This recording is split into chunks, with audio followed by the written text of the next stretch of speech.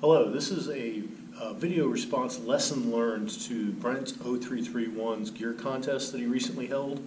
I was lucky enough to come in second place on that and watched a lot of good videos. People out there have a lot of good ideas, and there were a lot of lessons learned, and I was able to incorporate some of them already, so I want to do a quick video follow-up. One, to say thank you to Brent for hosting the contest, and two, to kind of apply those lessons learned. And the first lesson we learned, as John Wayne said, the only good DLF fighter is a dead DLF fighter. Hoorah. Next lesson learned, pack cover. When I was over at Desert Storm, Marine Corps issued us chocolate chip desert cut patterns to put over our OD Alice packs. Makes perfect sense. You know, big green packs in the sand, sticks out like a sore thumb. Never did I think of the equivalent in a woodland environment. However, seeing Edgar Garcia's video where he covered his pack with a woodland pack cover, now it makes total sense. You know, your pack's already has its outline broken up by having the cover on. All your loose straps are controlled and not dangling around catching on stuff. And if you drop your ruck and you go move on from there, your ruck's already camouflaged. You don't have to pull anything out to camouflage it. And when you come back, you may be in a hurry, you can just put your pack on and go versus packing up your camouflage that you did and wasting time. Excellent idea. I'm going to definitely acquire me a pack cover that is in a non-desert pattern. I haven't decided which one yet, but that is on my list of things to do. Another ding on my gear layout was my rain gear. Brent said that it was black and would stick out, and rewatching my video, I understand how he got that impression. I mean, it is Helly Hansen gear. The official color is forest green. And to the naked eye, it looks green. But on my video, yeah, with the quality of my camera, I can see why anybody would think it was black. So I'll totally accept that hit, but just rest assured, it's green. It looks green to the human eye, and it's a clear indicator that what I really need to do is get a better camera. It's not military grade gear, but it's probably better than military grade gear. It's made for fishermen who go out on fishing boats every day in the coldest, wettest, nastiest weather, and it's designed to keep them dry.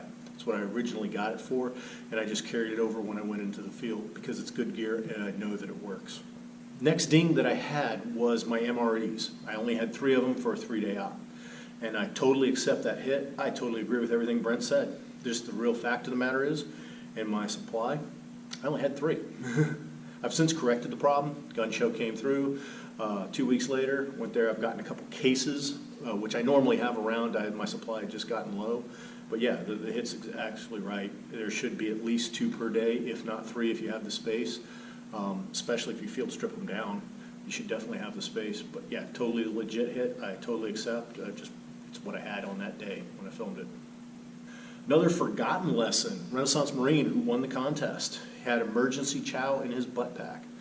Totally forgot that lesson. Part of the way it's supposed to be is one of your MREs is in your butt pack. That's just the way it is. How I forgot it, I don't know. That's a hard-won lesson and one that was lost. And so, you know, kudos to you, Renaissance Marine. That's the awesome thing. You're right to have it in your butt pack. You know, great lesson learned, and I would encourage everybody to start doing that because I used to do it and got out of the habit, and yeah, shame on me. And the gig that I had that absolutely sent Brent apoplectic and probably would have got me dropped and volunteered for extra duty and all that other good stuff was the fact that I had white socks. Yep, you got me, Brent. I had white socks on that day. As I mentioned in the video, GI wool socks do horrible things to my feet, so I can't wear them. That being said, you know, I went ahead and corrected myself. I went and got sealskins. So I have some nice waterproof socks, in keeping in line of waterproofing everything. Waterproofing your feet is another good thing for 2 reasons. One, I actually got immersion foot once, and it's an experience I have no desire to repeat. And 2, had the pleasure of talking to a couple Royal Marines who served in 4-5 Commando and completed the Great Yomp in the Falklands. And what they told me about waterproofing and keeping your feet dry has always stuck in my head. So, you know what? Socks that keep your feet comfortable are very important. They're actually mission critical gear. It's as important as your ammo and your grenades and your comm. And his gig on me is legit, but at the same token, having the right socks to keep your feet dry and warm, you can never go wrong. Okay, another hit that I took on Brent's review of my entry was my lighting system. I had pointed out in there that I was going to use chem lights And Brent said that would be insufficient, that I needed a red light map reading light. Well, in fact, I do have one, and at 8:57 in the video, at the very top of the screen, you can see it.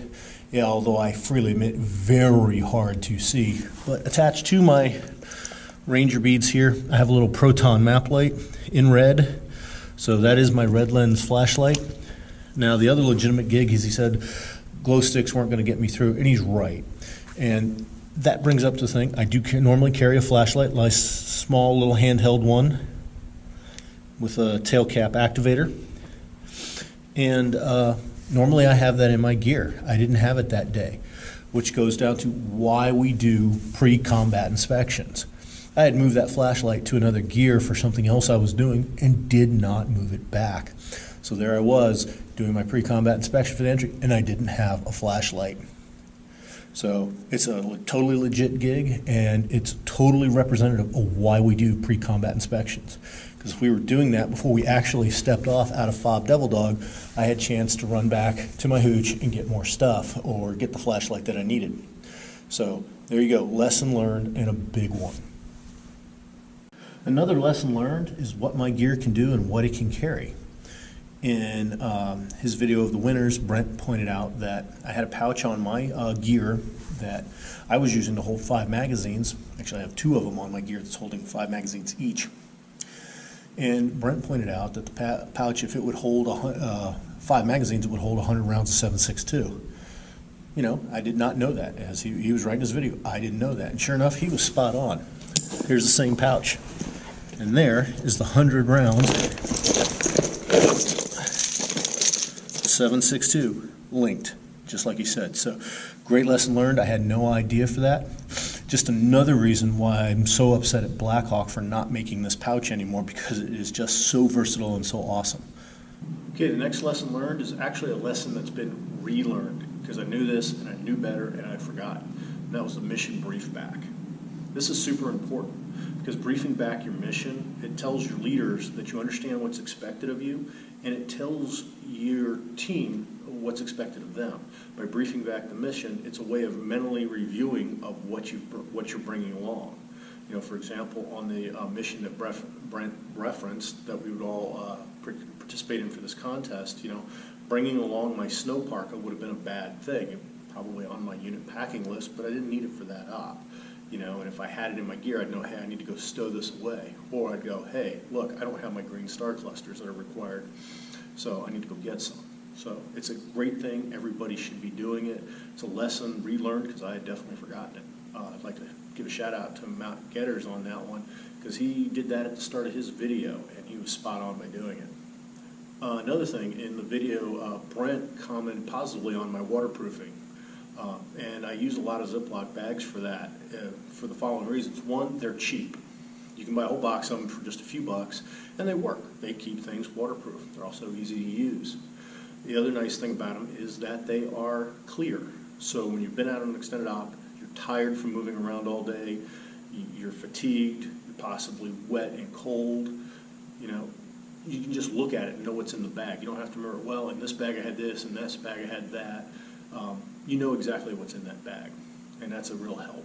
Another thing that you can do with Ziploc bags is, because they're cheap, they're disposable.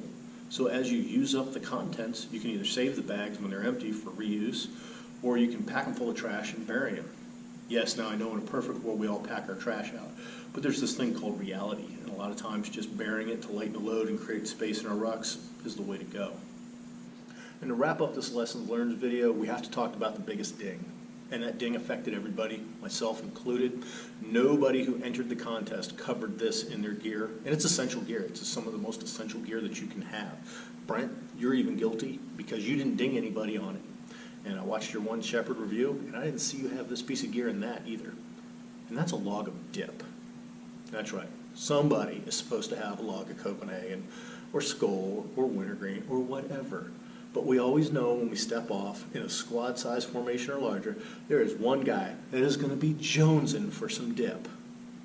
And none of us had it. Could have blown the whole mission with that. We all need to take a hit on that.